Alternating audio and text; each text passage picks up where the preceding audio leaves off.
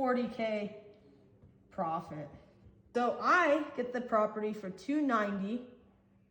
I know it's worth 500, right? So I'm gonna tell my end buyer, these are called end buyers, the flippers, because they come in and they ask their wholesaling buddies, hey, what's the next deal you got? And they say, you know, I tell them, hey, I got this house, it's a probate, you know, guy wants to sell on this date. Here's the pictures, here's the address, here's the price. And so I'm gonna tell my guy like 330, right? So 40K profit. And the end buyer's like, wow, that's good, let's do it. That's 100K profit for the flipper once he's done, once he's flipped it and sold it. That's 40K profit for the wholesaler. You know, he's happy. He left back to Florida and he probably made 200K. So everybody's happy in this situation. I have rights as a buyer.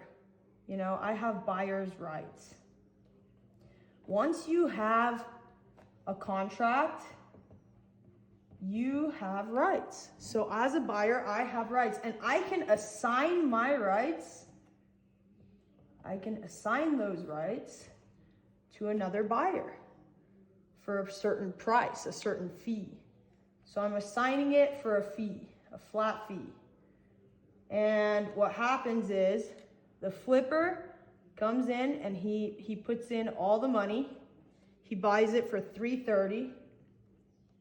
Okay, and the seller, he collects 290.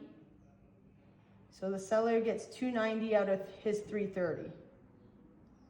So the seller doesn't know, you know, or if he does know, he doesn't care. But whatever the case, it's you know. So he funds the property. He puts up all the money. The end buyer puts up all the money. Seller walks away with 290, and the remaining difference goes to the wholesaler, which in this case, in this example, is 40K, but right here, you know, I got 69,000.